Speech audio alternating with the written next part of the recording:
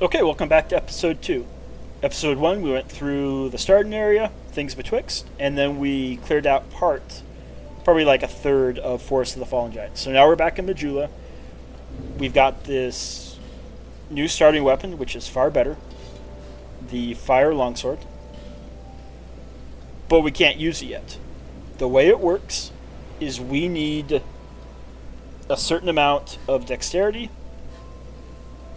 and a certain amount of strength to use every single weapon in the game. For this weapon, you're going to see that we have 10 strength, which we're good on, but we have 9 dex, which we're not. The way dex works is you always need the minimum amount to wield a weapon. For strength, if we two-hand a weapon, we actually don't need the minimum amount of strength. We can have, say, 10 strength, but if we two-hand it, we have the equivalent of 15 strength. So we are going to consume all these souls just to cash them out. And then we're going to do one upgrade. I mean, not one upgrade. We're going to do one level up just to get that one dex we need. And then we're going to upgrade this weapon. And we'll head back to the Forest of the Fallen Giants. While I do that, I can go through some of my Dark Souls history. So there's an ambulance driving by, setting off the dogs. But in 2018, Dark Souls Remastered came out. I heard about that game. I'd never played Souls games before. I was more of like Elder Scrolls, Fallout, easier games than this. When Dark Souls Remastered came out, I decided, well, let me download Dark Souls 2 and play Dark Souls 2. Don't ask me why I picked Dark Souls 2. I just picked Dark Souls 2. I'm a blacksmith. I'm nothing without my tools. I've got your key. Bring me that key. I've got it. I've got it right here. By the way, I'm Owlin. I work over there at that shop. I'm a blacksmith. Bring me that key. I've got your key. So you can't actually give this guy his key. But you can use it to open up the shop. You can steal this. It's clearly his property, but we're going to steal it.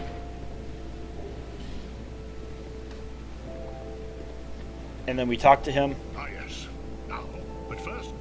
Once we rest and reset the area, we'll be able to use him as our first blacksmith of the game. So yeah, I bought Dark Souls 2. I was super terrible at it. Never beat the first boss. Never made it past the first couple bonfires. And you are a man Gave up on the game. not roam around like you Got Dark Souls Remastered. You're equipped. Learned that game. Beat that game several times. Came back to this game. Still could not play this game.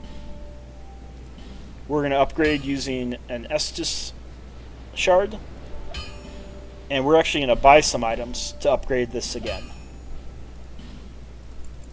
So we're going to buy 5, which will get us to +3.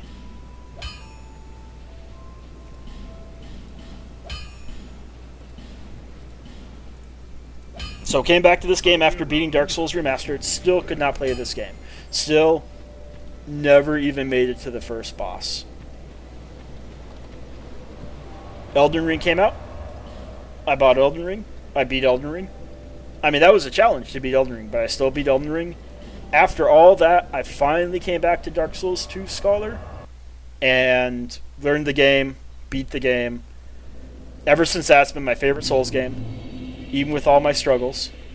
Because in my mind, if I can be good at this game, I can be good at any game. This was the hardest game for me to learn, probably my entire life. So we got that. We got 2 more Titanite shards. Now, if you remember back to Leningrass, he sells 10 Titanite shards. Those are the only Titanite shards that are easily available that you can just buy. You can find them. So if you're trying different weapons, if you're experimenting, if you run out of Titanite shards, you are stuck to the world map to finding them. There's no way to just go and buy more until a decent way through this game. So just be careful with that. Large Titanite shards, we can get to a blacksmith pretty quickly in a few areas. and he will sell us an infinite number of large Titanite shards. You can reach a point where you have plenty of large Titanite shards, but no Titanite shards to get the weapon up to +3 to use the large Titanite shard. So just be careful. And that's for armor also. So now we're working our way through the fort. This door locked. We'll get the key for this door in pretty short order. We've got this area down here. That's actually a late game area. There's a key you can get, and then there's just dropping down, but we don't have the health to drop down, so we are going to ignore that. We've got this door right here. Does not open from this side, and there's unfortunately no way to reach through to manipulate the door because it's a solid door. So we are going to head this way, to the left. This door, locked. We'll get the key to that fairly shortly. And we're going to come through this fog wall. This fog wall does not lead us to a boss. And we've got up, and we've got down, and we're going to go down first.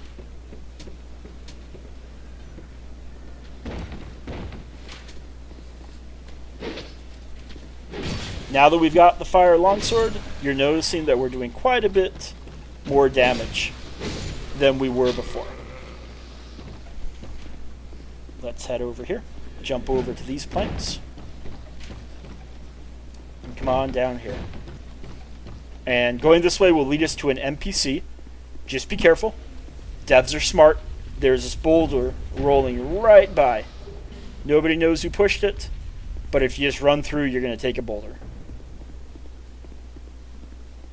We got the NPC right there, but let's just kill this one enemy first.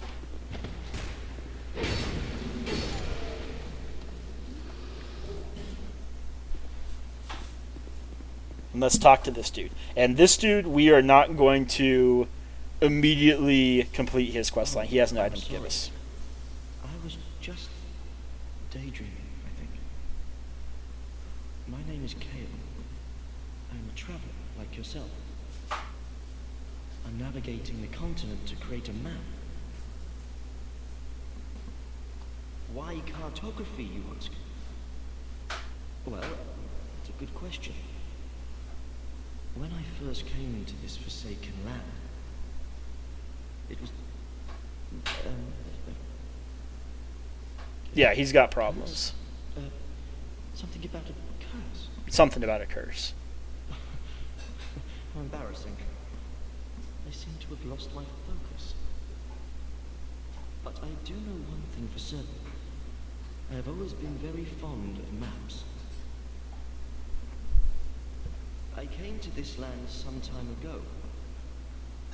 Drangling, the Lost Kingdom. It sounded so romantic. Yeah, I can see that. Have you seen Majula? I have. Well, there's a rather spacious mansion there. It's right next to my shop on Mowlin. I've made it my temporary home.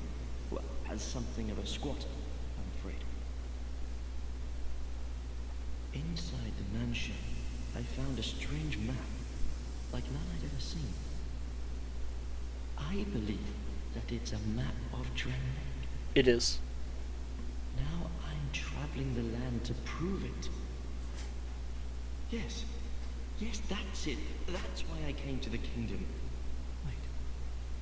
Then what? I don't seem to recall. That's fine. People come here for a variety of reasons. Were you looking for that map? I will. Wonderful.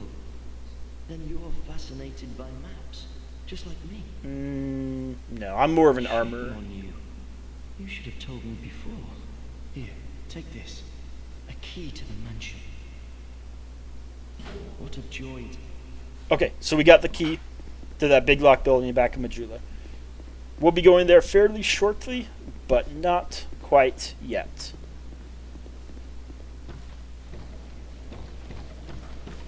So we've got this area. We need to escape back out.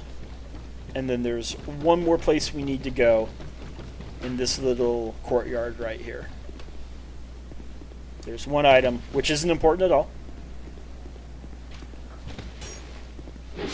But we are going to grab that one item. Two items. Neither of them important.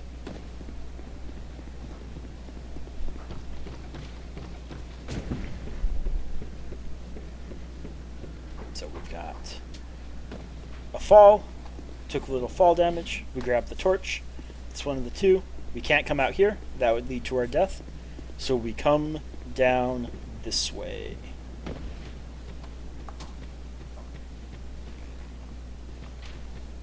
Looks like he doesn't want to aggro.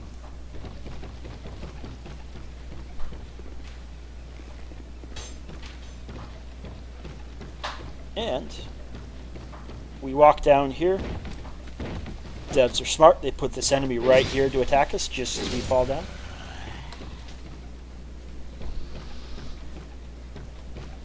And we need to get... I forget. We need to get over here to get to that item right there. Trying to remember how to do it. Here we go.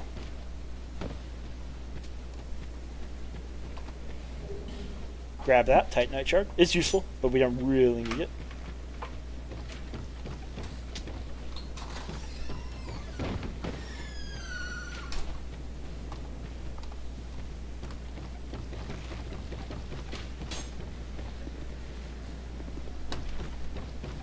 And we head up here. And I'm going to chug one Estus flask just to be at full health.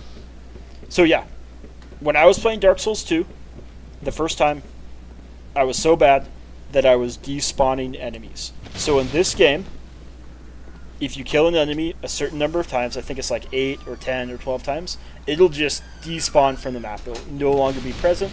You will physically progress past it. And I was despawning all sorts of enemies. So watch out for this. These are crates of gunpowder. Now I just want to point out, lore-wise, there's no gunpowder weapons in this fort. I don't think in this game. But they stock gunpowder. And it does play a role at certain points of this game. So this guy throws firebombs. If we stand next to here, he's going to throw a firebomb. If he hits these crates of gunpowder or these barrels of gunpowder behind us, he will detonate them. And it'll actually unlock a shortcut that'll take us right back to the bonfire.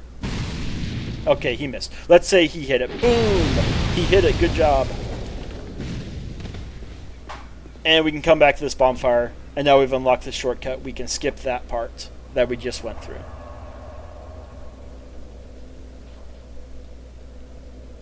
Let's travel back to Majula really quick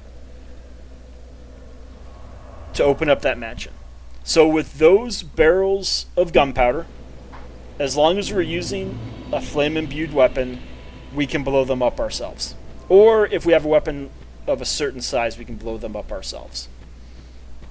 If you don't, like if you're not using the fire longsword, you have to wait for him to detonate it, or you can detonate it yourself with a firebomb. And that's a semi-scripted event. A lot of events in Dark Souls 2 are, as I would describe, semi-scripted. We get a Ferrous Lockstone, which we're going to use in just a moment. And then we come around this way. In that they're supposed to happen, but they're not the most consistent in happening. Here's the map Kale is talking about. We can come down here to the very basement. We got the skeleton guy. He's a little tougher than some of the enemies we've been fighting. Not like really tough, but a little tougher. And then here's an important item. We get another shard. And then over here is a chest with a Lord Vessel fragment. Or I think just a piece of the Lord Vessel. Soul Vessel. With that Soul Vessel, and there's several of these spread out through Drangleic, we can go back to the Firekeepers and things betwixt and completely redo our stats. So you want to try a different weapon where you need like a lot of dex, a lot of strength, a lot of faith. You can go back, reset your stats, try the weapon. If you don't like it, you can just reset your stats back. And it's going to be one of those no harm, no foul type things.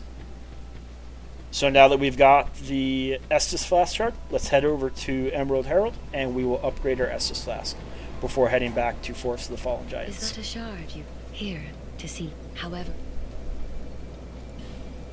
Now we are up to 3 heals.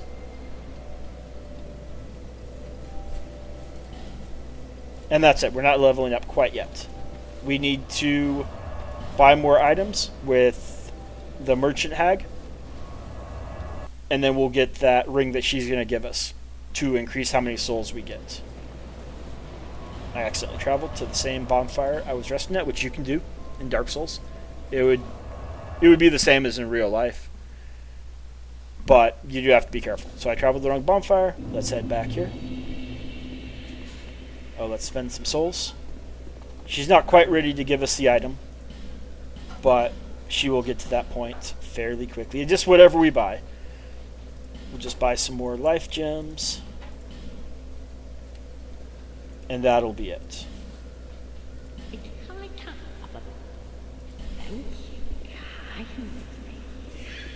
Now, shortcuts unlocked. We are going to go up to where that enemy is standing. And this is for a unique encounter that happens to everyone that travels up there the first time. So, let's kill this guy. We don't want him crawling up. Jump, run. Okay, we got caught up in the explosion. Not a problem.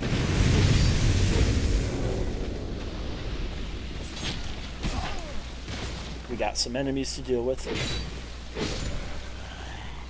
Let's chug an Estus Flask. So as we head up these stairs, a boss from later in this level is going to spawn in, the Pursuer. He only spawns in once. You die, he doesn't spawn back in.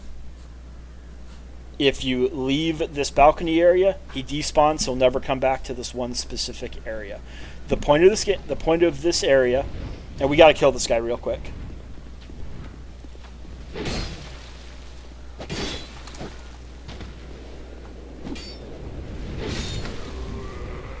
The point of this area is to give you a chance to fight this guy early.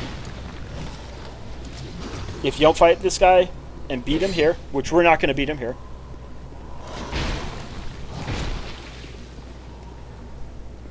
then you will not have to fight him later. He just will not spawn in his normal boss arena. So you'll notice as we roll, we're getting hit in the animations. If we were to increase our adaptability, that would change, and we would just be able to dodge.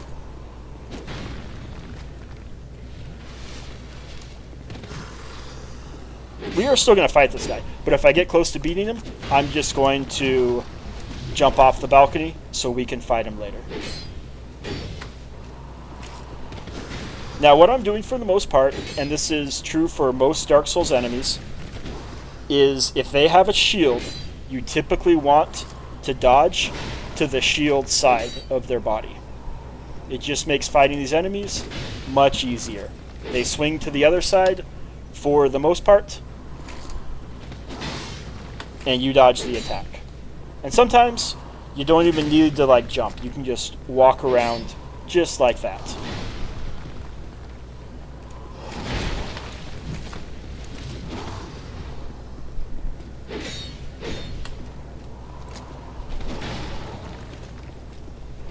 And you can even just attack the shield. He does not block with the shield.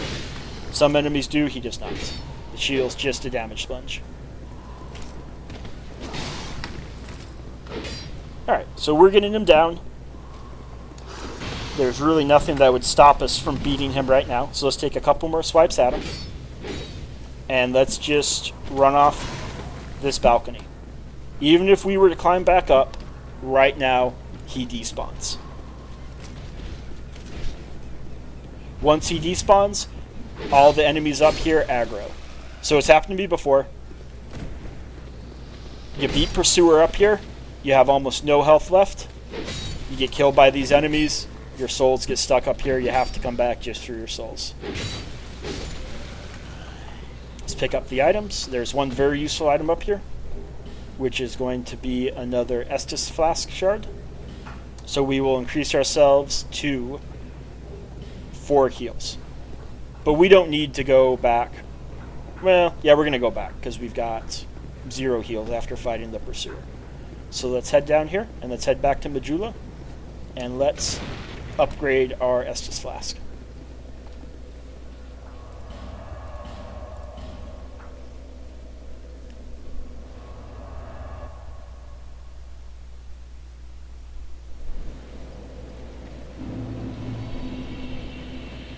Is that a shard? Here, to see. However,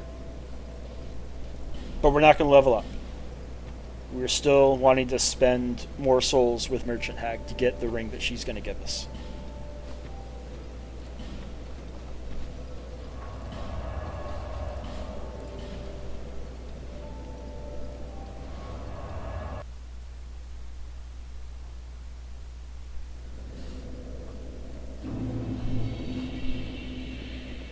So yeah, we're back. If we were to head back up to that balcony, the Pursuer would not spawn in. So it doesn't lock your souls up there. If you die up there, which most people will the first time, you can just go back and get your souls. You don't have to beat the Pursuer to get your souls back.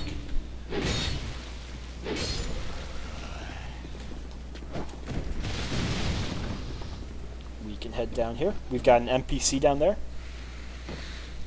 We have a room to our left, which we're going to skip for right now. And then we've got, what is this?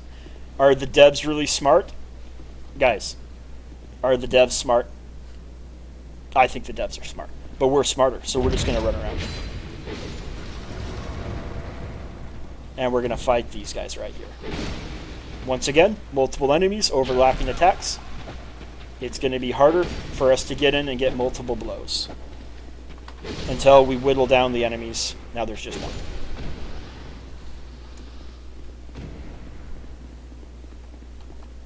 Let's pick up these items. Nothing important, at least for us.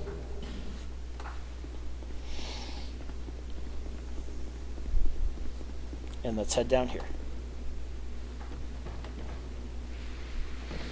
So, we've got this crate right here. What? How smart are those devs? They put a trap crate right there. You can get the item. And how do I know it's a trap? Because I've been playing this game for a long time.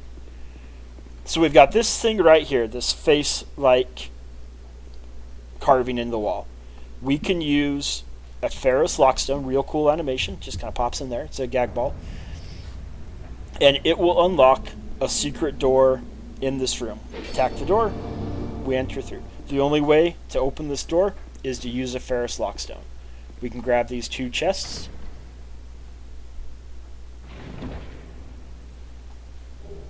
We have the Chloranthy ring, which is a very useful ring. We are going to be using a Chloranthy ring, either this one or an upgraded version, pretty much the whole game. This gives us a buff to our stamina regen. And in Dark Souls 2, stamina goes away extremely quickly. And we get a Titanite slab. That's a late game item. We have no ability to use it right now, but it's there. We got it. There's this door right here. It does not open from this side. The only door in this game that if you attack just like this, enemies on the other side hear it, and they come out to fight you. This is not a thing anywhere else in this game. It's very clever.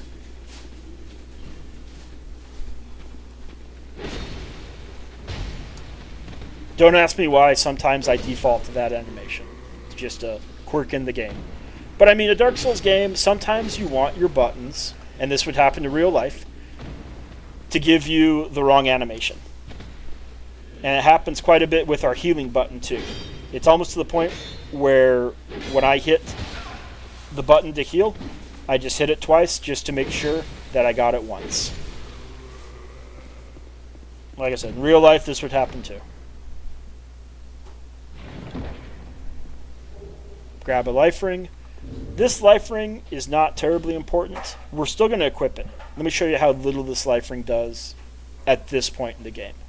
So player status, we have 970 hit points. If we equip the life ring, we are now at 1018. Not incredibly important. We're still going to use it because there's no point in not using it. But that's going to be our first ring we unequip when something better comes along.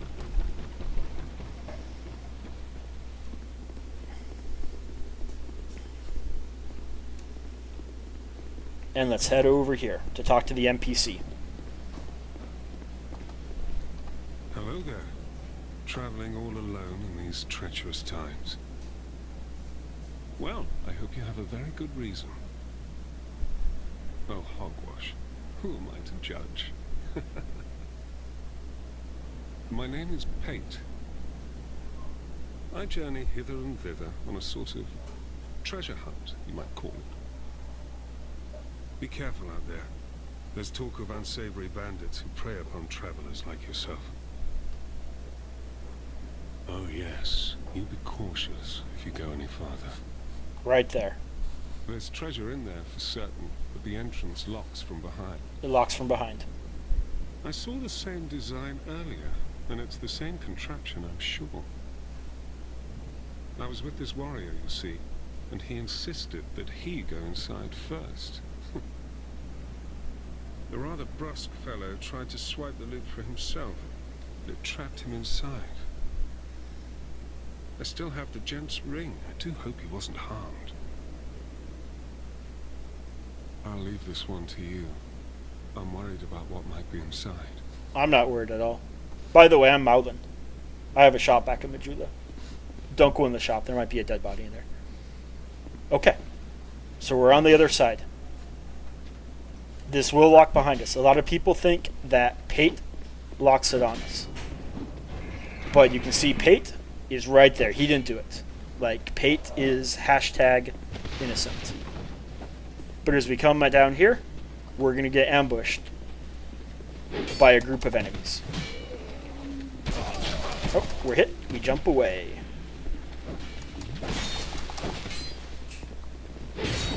We're hit. We jump away. Dark Souls 2 combat.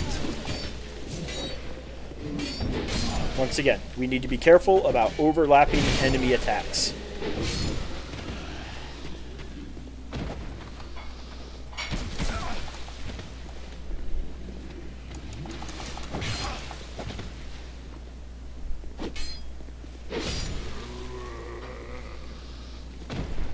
And let's just plus up to full health.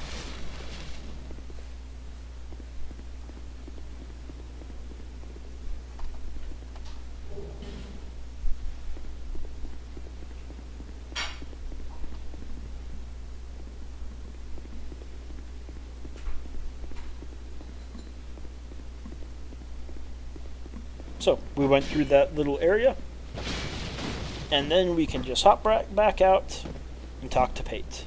Well, I see you managed to escape. I hope that brave warrior didn't come a cropper either. Be careful out there. There's talk of unsavory bandits who... Oh. But you should take this. We get It the allows white undead sign to soapstone. call out for help to one another, across the fissures between worlds. With luck, somebody will lend you a hand. Thank you. So that is our tool to leave our summoning sign for other players. Now we're playing offline mode, so we're not going to use it. But if we wanted to help other people, we would use that. Let's head on through here.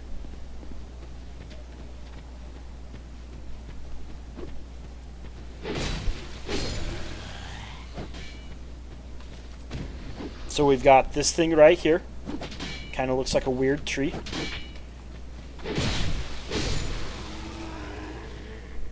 We can just examine it. Alas, nothing happens. That's going to be an area that we can unlock in the very late game. So we will be back for that. We got these stairs right here.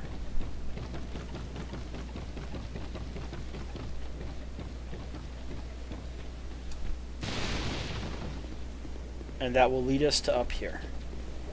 Now sometimes, so these two enemies throw firebombs. Sometimes, and let's see if we can activate, just out of curiosity, they will nuke this whole area. And we've got enough healing, it doesn't really matter. So we're here. They're going to throw firebombs at us. They're going to hit these barrels of gunpowder that nobody knows why we have them here. Like, no gunpowder weapons. Seems like just a hazard. But they are here. And they nuke that area. They kill those 2 enemies for us. Sometimes they'll do it just randomly. Like, I'm not even watching the area. And they'll take them out. And I'll come back and they're all gone. So, we've got this item right here. Let's jump across and get it. This is a dangerous area. We've got 3 enemies. It's fairly small.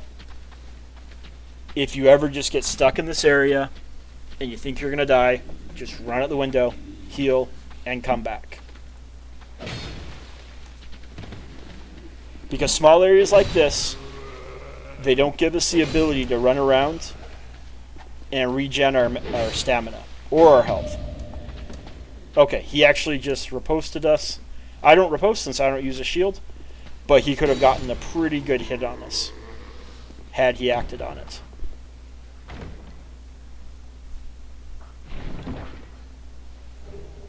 But yeah, I have died in this room many times just by getting ganged up on too many enemies at once.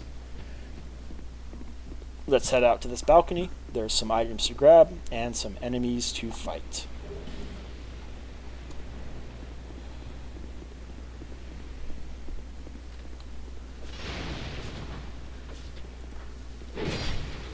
These spear and shield guys can be somewhat annoying.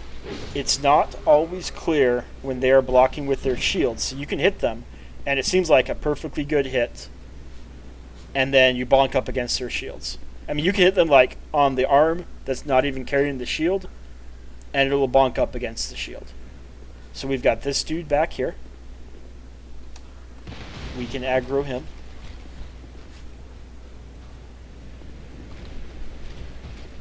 And he'll come around. And we can take him out.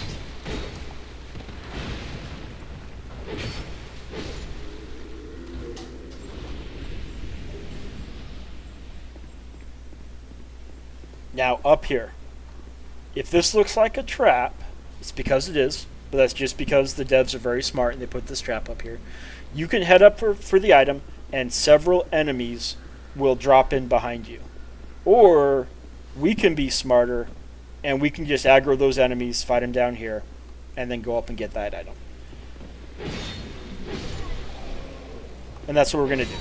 Because while the devs are smart, while the devs are IQ like 105, we are IQ 106. So with the enemies beat, we can walk up this sword and grab this item, which isn't even all that important. The way it works is if you get stuck up here, as long as you can fight these enemies while staying in the very, very middle of the sword, you're good. As soon as you come like this far out, you're almost certainly getting knocked off down into the water with them. And then your souls are trapped up there, and you got to reset the trap just to get your souls back. That door over there is locked, by the way.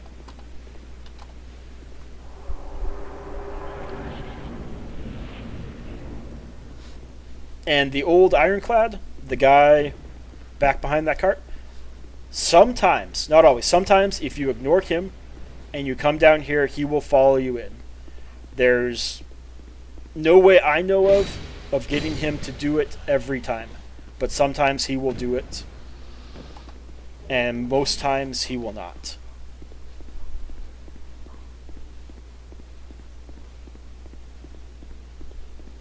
So let's head over here. This elevator right here is going to lead us to a boss. And this door right here, which we couldn't open before from the other side. And don't ask me why. It seems like it's just we would have pushed it instead of pulled it and we could have gotten our way through. But we've activated that. That's another shortcut back to the bonfire.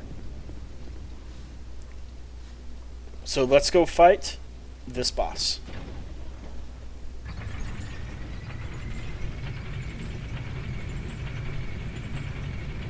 Now with fighting bosses, typically it's preferable to use your Estus Flask. Bosses are somewhat predictable.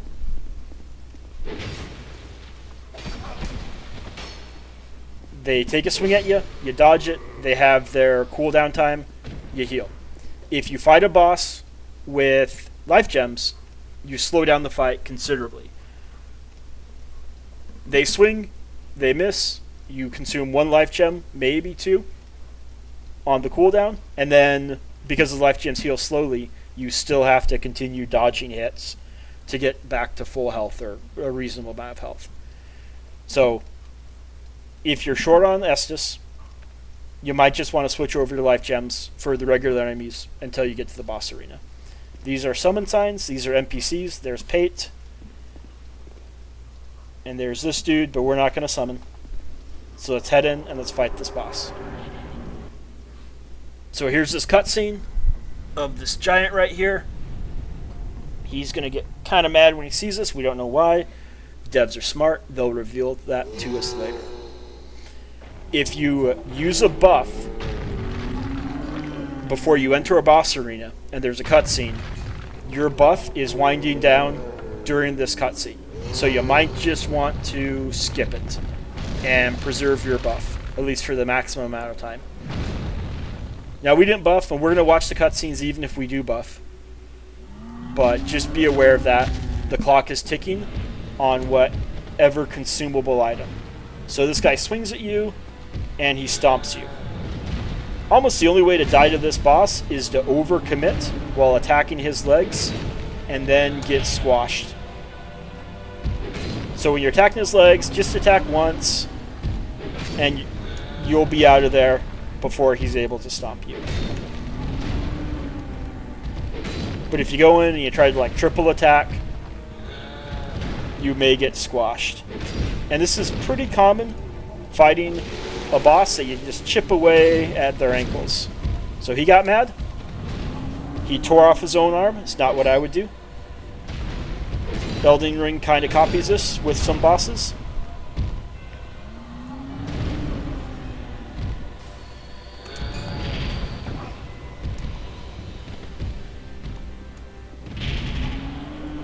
But yeah, he tore off his arm, and that's his phase 2. But we got him. Boss is dead. And we got the soldier key. Soldier key gets us into the majority of those locked doors. Also, you can summon these guys even after you kill the boss. Don't ask me why. This door right here, it leads to the late game area. Still locked. We did not get the key for that. So with that, we are going to go start leveling up. We're going to go get that ring from Merchant Hag, and we are going to go rest the bonfire to get our Estus back and repair our weapon, because our weapon is getting pretty low in durability.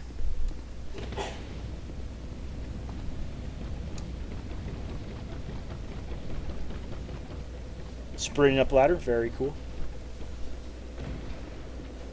Let's buy from her.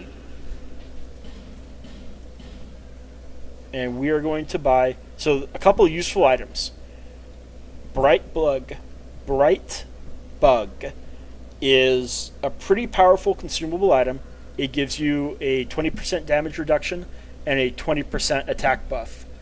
These are 6,000 each. She sells 3. If you let her go back to Majula, they double in price to 12,000 each. And then you've got this Fragrant Branch of Yore. The Fragrant Branch of Yore allows us to unlock that petrified statue. So we're just going to buy this. We're going to need it anyway. We could do quite a few level ups with that money, but we want this ring. Now that we've bought a bunch from her, we get the covetous Silver Serpent Ring +1, and we're going to equip that, and it's an even bigger buff to how many souls we get from every enemy.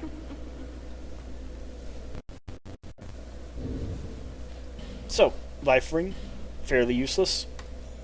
Covetous Silver Serpent Ring +1 is equipped. And let's head back to Majula and level up.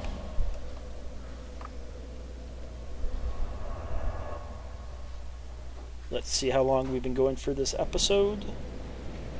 It appears we've been recording for 41 minutes, so we're still good for just a little bit longer.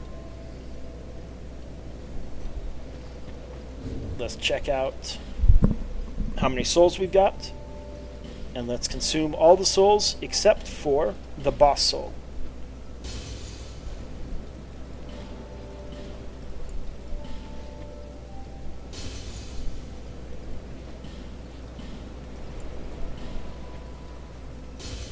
So, this soul right here, soul of the last giant, we could consume it for souls, or we could turn it into a weapon.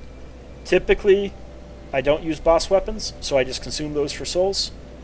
But for this game, we're not going to consume any boss souls. That way we can get their weapons.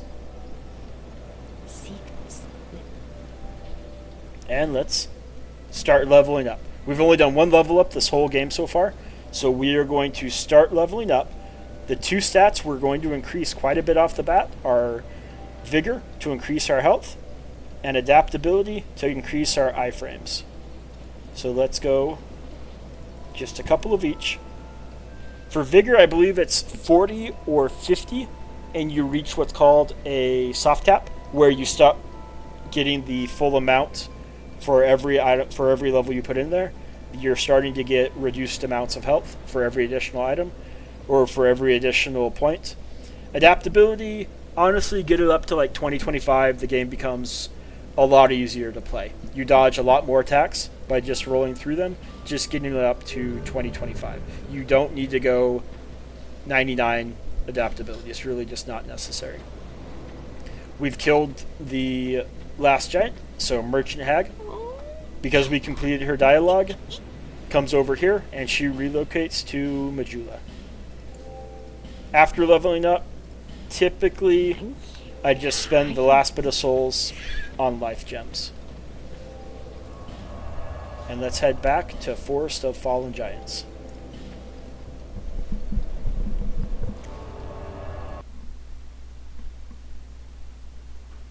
And now that we've got that key, we can start unlocking some of the doors that were keeping us out before.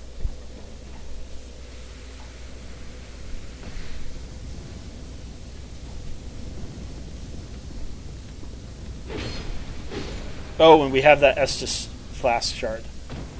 Or no, we already upgraded it. Never mind. It's not in our inventory. So we're up to the full 4 heals that we can have for this area typically. We can use the key. Come over here. We can get another ring in this chest.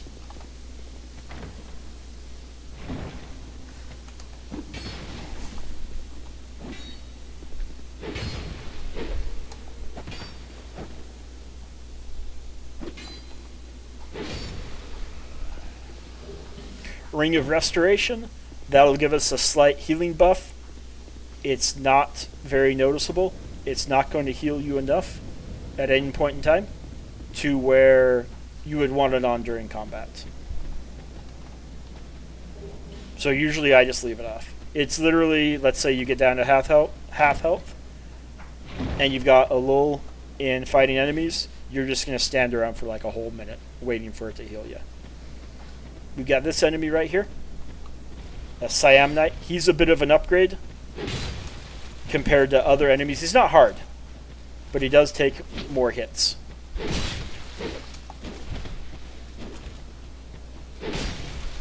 But once again, we just go in, we trigger an attack,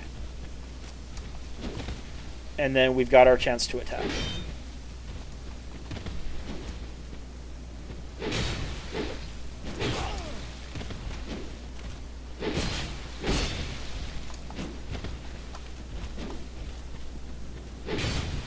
And these you can backstab. Let me try to get a backstab in. Too close. There we go. We get some armor, but we're not going to use it. And then we've got this door right here. It says produce a symbol of the king. Late game area. We'll come back to it.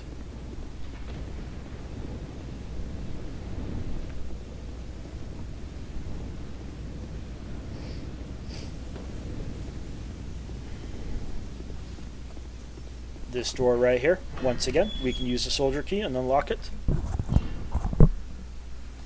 This is a completely optional area. There's no real need to come back here. There's no items that are really that good to come back here. But you can come back here and we'll explore it just cuz. In the Dark Souls 2 trailer, this was one of the areas that was featured as somewhere you would need a torch. That if you were down here in the graphics that were featured in the Dark Souls 2 trailer, you would not be able to see anything without the torch. And you see these sconces right here that you would need to light those, and you could unequip your torch because you illuminated part of the area. Apparently they had to dial down the graphics a bit to make this run on PlayStation 3.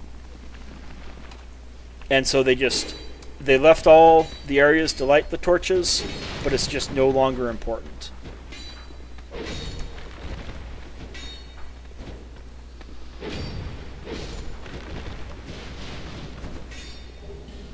See, look, they even give you a torch. Torches, you get way more torches than you ever need in this game. There's really, in the current version of this game, both for Vanilla and Scholar, there's really only 2 areas that you're going to use torches all that much. And then you just have a ton of torches you'll never use, just because there's so many of them.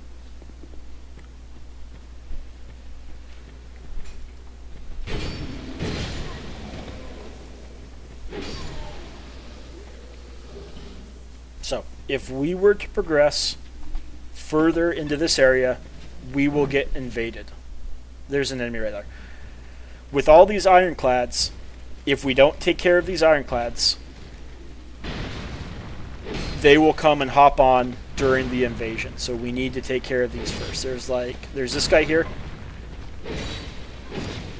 and there's 3 on the roof above us.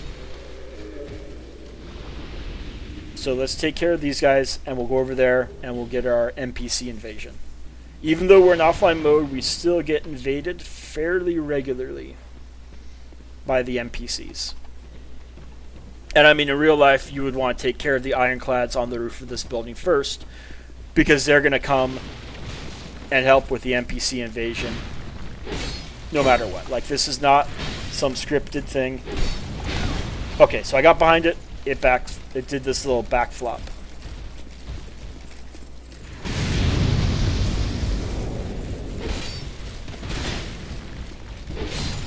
Let's get out of here. And heal.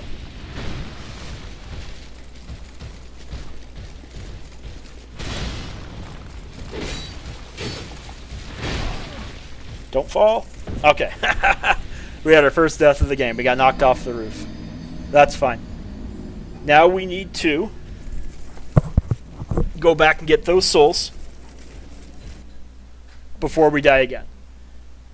As long as we can get those souls before we die again, all we did is we lost our human appearance, and we lost a very small amount of health. We're going to use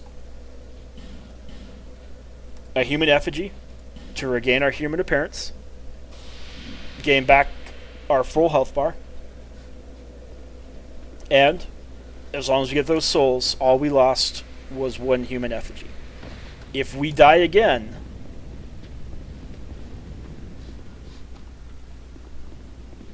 then we lose all the souls.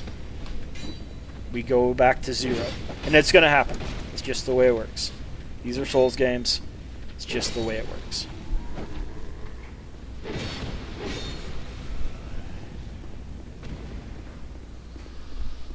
And as we work our way back there, we are going to want to clear the enemies, because we still have some enemies to fight over there. If we just wanted to get our souls and homeward bone out, there would be less of a need to fight these enemies.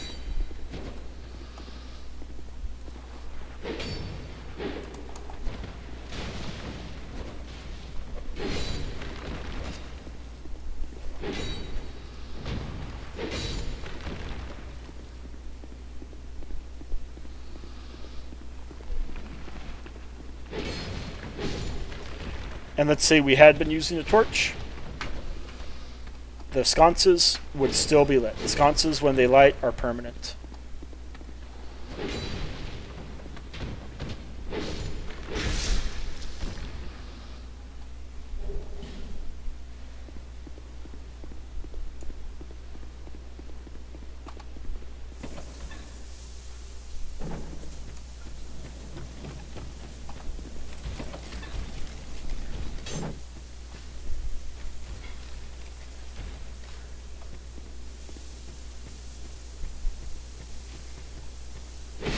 Now, with where our souls are at, you may say we fell. The souls will come with us. Not technically, no. The souls will be maybe a couple seconds in time back before where we fell. So wherever we were standing before then, that's where our souls will be.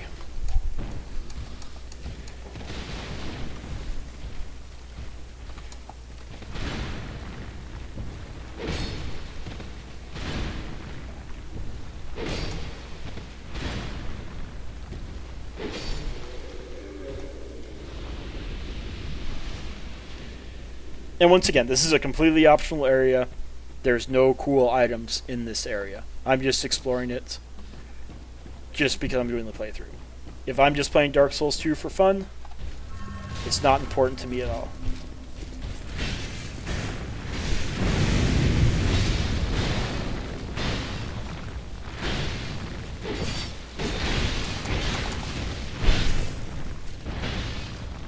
And one way to cheese this area is to drop down, and that creates a little more room to run around it. So all those guys are down.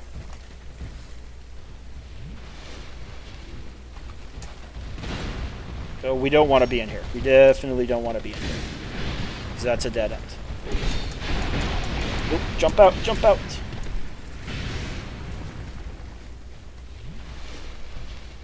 Yeah, overlapping attacks, very dangerous in this game. But we can just cheese this area and work our way back around. Enemies spread out. And we can fight them with slightly better pacing.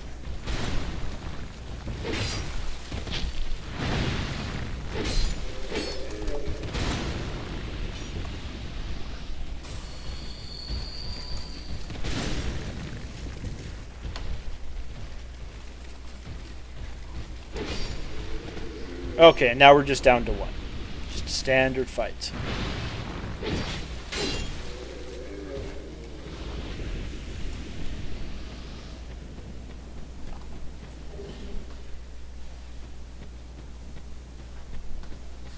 So, once we enter through here, the invasion is imminent.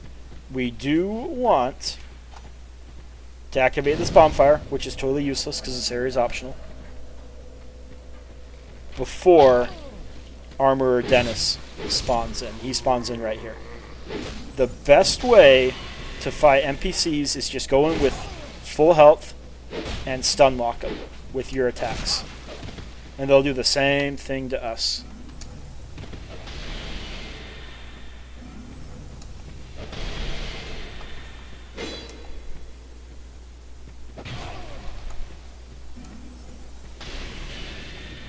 So we're low on health. We go around, we round the corner, and we use a life gem. And it slows this fight down. But we've got the space to avoid him.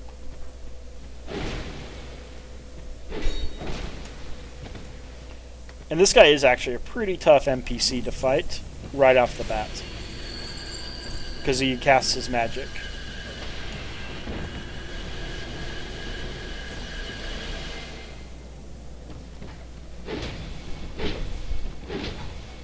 Okay, that's what we want. That's what we want.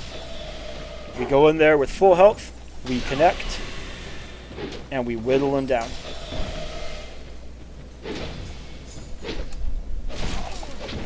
Set up here, round the corner, life gem.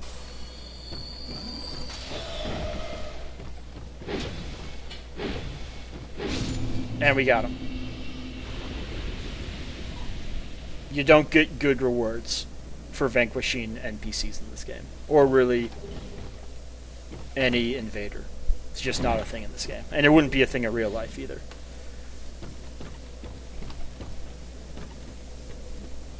So that clears out this area. We've got this guy right here, the giant that's grown out of a tree. A giant rests in peace. Even though we've already seen one of those and it's a late game area, that one is not. That one simply is useless. We go to the useless bonfire, and let's travel back to the useful bonfire in the Cardinal Tower.